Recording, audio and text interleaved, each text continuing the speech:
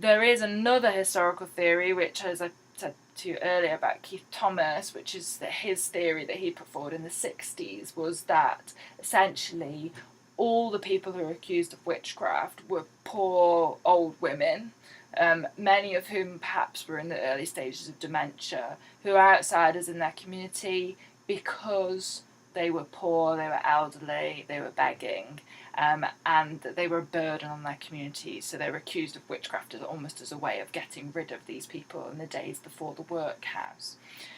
So in terms of were they innocent victims, I mean, personally I'm against the death penalty, so I would say yes, they definitely shouldn't have been executed, so they are innocent by our standards. Were they guilty by the standards of the 17th century?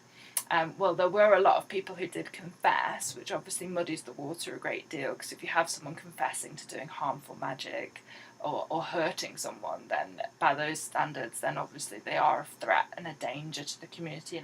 So it's very difficult to know, but it does seem like when people's passions were inflamed, they weren't necessarily thinking straight and they weren't thinking rationally. And I think that there's a lot of cases where if you'd allowed a year to pass and tempers to calm, I think people would see there was very little substantive evidence in most cases. It's generally a case of who said what or who did what and how you interpret things. Witchcraft was classed as a criminal exceptional or something along those lines, an exceptional crime.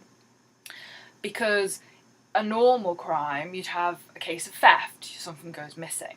You'd have a case of murder, someone's dead. The evidence involved would be the bloody knife or something like that. If you have murder by witchcraft, it's much harder to prove.